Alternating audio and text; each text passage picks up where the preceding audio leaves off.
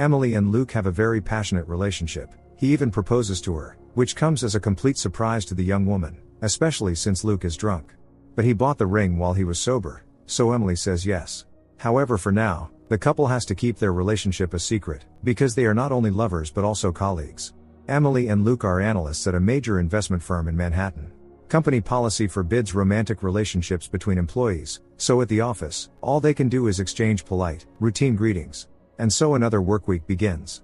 Monday is especially rough. Their wild weekend is still catching up with them, thanks to a hangover and a lack of sleep. No one is particularly surprised when Quinn, a manager, snaps and starts trashing the office while shouting curses. This is the third time it has happened in a year. Of course, after something like that, Quinn is definitely going to be fired. Emily overhears that Luke will replace Quinn. He has wanted the manager position for so long. Trying not to draw her colleagues' attention, Emily hurries to tell Luke the amazing news. That evening the couple celebrates. Luke feels lucky, he is such a beautiful woman, and now a promotion too. They are eagerly waiting for the day when they can finally get officially married and tell everyone about their relationship. At 2 in the morning, Emily is woken by a call from Rory, who works at the same company. He asks her to meet him at a bar right away. The woman can't exactly refuse, but when she gets there, she finds their boss Campbell instead of Rory. He knows that Emily graduated from Harvard and has performed brilliantly during the 2 years she has been working for the company. Neither Rory, nor especially Luke, can keep up with her. Emily returns home with conflicting feelings. Campbell has made it clear that she is the one he wants to see in the manager position. Of course, Luke has not slept this whole time, waiting anxiously. Why did Rory want to see Emily at such a late hour? The woman admits that she did not meet Rory but Campbell, and that she has been promoted to manager. Luke is clearly upset, although he is trying with all his might not to show it. Emily apologizes to him. The man assures her that everything is fine and that he is very happy for her. In the morning, as usual, they go to the office separately so as not to raise their colleagues' suspicions. Rory is the first to congratulate Emily. Some people, on the contrary, are unhappy that Emily was given the manager position. Not all men like reporting to a woman. Luke hears all these snide remarks about Emily, but he is powerless to do anything about them. They have to keep pretending. From now on, Emily is the boss, and Luke is one of her subordinates. He has to do everything she tells him to do. The woman cannot help worrying about the situation. On the one hand, she should be proud of herself, but on the other, she is afraid of Luke growing distant from her. Emily's parents, whom she has already told about the engagement, are very happy for her. Nevertheless, during a phone conversation, Emily's mother notes that her daughter's voice sounds nervous. The woman genuinely does not understand why the young couple needs to keep hiding their relationship. Emily explains that the company policy is very strict.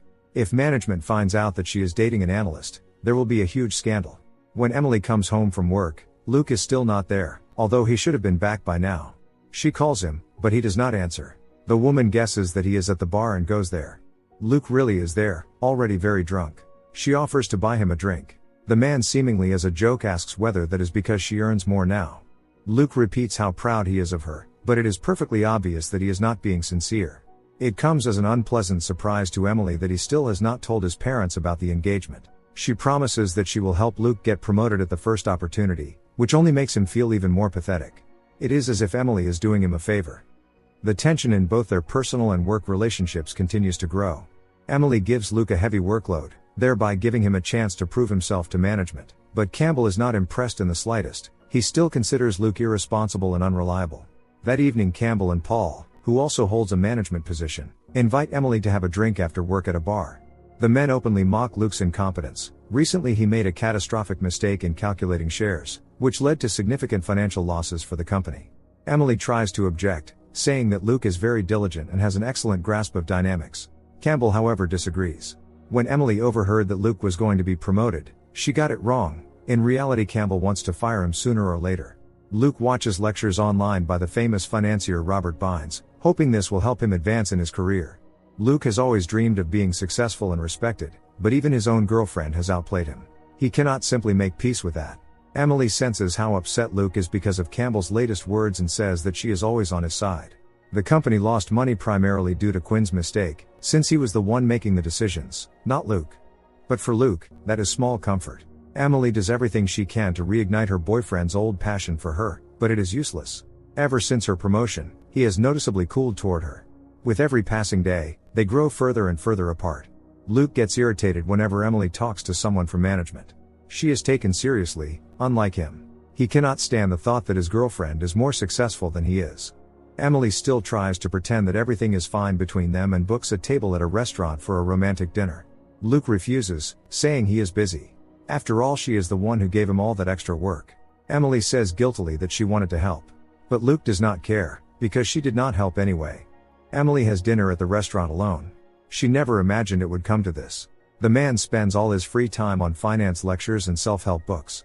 Emily thinks it is a waste of time, because the most valuable thing when it comes to moving up the career ladder is working hard and putting in the hours. Luke says mockingly that the books contain plenty of useful advice, for example about appearance.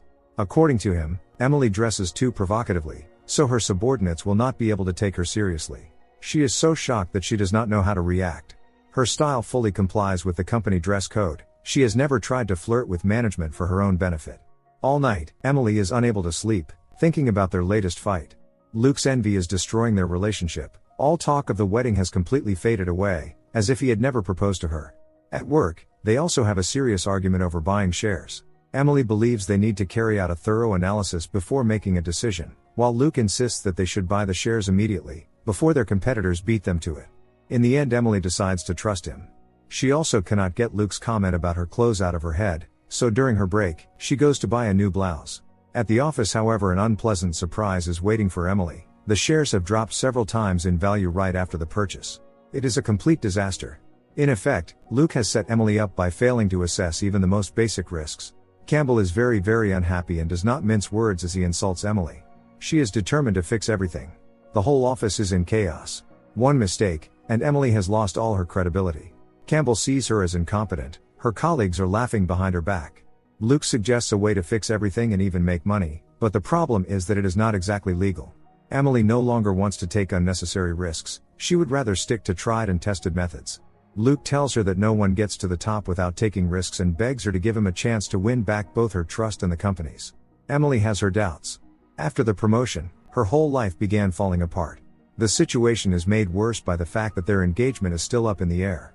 Emily demands that Luke have an honest conversation with her, but she still cannot get anything out of him. He even touches her, as if he has to force himself to do it. Emily eventually decides not to listen to Luke's advice and to do things her own way, no matter how hard he tries to talk her out of it. She tells Campbell her decision over the phone. Frankly, he is already having doubts about her, but he is still curious to see where this will lead. The next morning, Emily learns that her plan has worked, which means the company will not only make up for its losses but also turn a large profit. Her reputation at work has been restored. Campbell apologizes for his insults and gives her a small bonus. Emily decides to spend it on booking a hotel room so she can spend time with Luke in a romantic setting. Perhaps their relationship still has a chance. Luke does not look pleased at all and does not even look at her. By the end of the workday, Emily is so upset by his behavior that she decides to cancel the booking and accept her colleague's invitation to go to a club and celebrate her success. She gets drunk and comes home late, once again running into Luke's disapproval. He says she is disgusting, that her promotion was undeserved. His words wound Emily deeply. She no longer recognizes the guy, who not so long ago was declaring his love for her. The next day at the office, Luke hears the male employees discussing their night out at the club with Emily. Some joke that she is quite the party girl. Since Rory is in a very bad position at the moment, Luke sees this as a chance to take his place and demands that Emily speak to Campbell immediately. She is the only one who can persuade him. Emily, however, would first like to hear an apology for yesterday. Unable to take it anymore, Luke goes straight to Campbell and tells him how much he dreamed of working at this company and how much effort he put into getting hired here. This company is like a religion to him, and Campbell is like a god. To prove how serious he is, Luke even gets down on his knees, leaving Campbell briefly speechless. As it turns out, he has already found someone to take Rory's place. Campbell looks at Luke as if he is nothing. He is utterly broken. At home, Emily tries to have an honest conversation with Luke. If he got a job at another company, things might get better. Emily sees this as a real way out. This only makes Luke even angrier. Just when it seems things cannot possibly get any worse, they do. Emily's parents have bought train tickets and are planning to come over and throw a party in honor of the young couple. Emily can barely keep her composure. Clearly the engagement is off the table now. Luke yells at Emily, accusing her of stealing his position. Unable to take it anymore, she lays all her cards on the table. Campbell never planned to promote Luke. In fact, he wanted to fire him. Luke leaves, slamming the door behind him. Emily is beside herself. The next day he does not show up at work. To cover for him, the woman lies and says he is sick. Luke does not answer her calls or messages. Emily's parents will be arriving soon, and she has no idea what to tell them. Everyone is so excited about the wedding. Moreover, Emily's mother has already told Luke's family about the engagement, because someone had to. All of this only makes things even more complicated for Emily. She leaves Luke one voicemail after another, begging him to come back. Together they could surely find a way to get through this. Soon Luke shows up at the office looking disheveled and starts acting horribly, throwing things around and insulting everyone. He also reveals that he and Emily are in a relationship, which violates company policy. Luke has destroyed his own career and has decided to drag Emily down with him. The engagement party is supposed to take place today, but he has simply disappeared. Emily is on the verge of breaking down, not knowing what to do. The man she loved with all her heart did not even have the courage to tell her to her face that they were breaking up. She calls Luke's brother and learns that he is already at the party. Now she realizes he is capable of anything. Emily hurries there before Luke does something even worse, but it is too late. He is already making a scene in front of the guests. He has lied to everyone, including his own family, saying that he has also been promoted to manager. Envy has turned Luke into a monster. When Emily announces in front of everyone that Luke has been fired, he mockingly says that she did not deserve the position and only got it because Campbell may have taken a liking to her. Or maybe Emily was promoted because it would have looked unethical if there were no women in management. This becomes the final straw, and in front of the stunned guests, Emily smashes a bottle against Luke, then runs to the restroom. Luke follows her.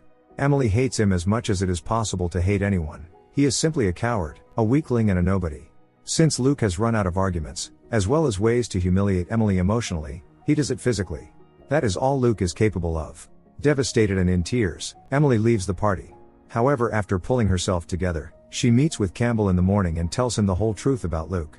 At some point everything spun out of control, and there was no way back. Campbell calmly explains that clients do not like dirty laundry, so all conflicts must stay outside the office. He advises Emily to forget about Luke and focus on work now. She has to move on. After Luke's outburst, no firm will hire him, so his career is over. All day he tries to call Emily but she ignores him. When the woman comes home, she finds Luke there, sitting in an armchair as if nothing has happened. He says he has already packed his things and arranged for movers. Tomorrow Luke is flying to San Francisco to convince his brother's boss to invest in his own company. Emily does not understand why he is telling her this. She does not care. She wants Luke to get down on his knees and beg her for forgiveness, for tormenting her day after day, for trying to destroy her reputation and for ruining their relationship.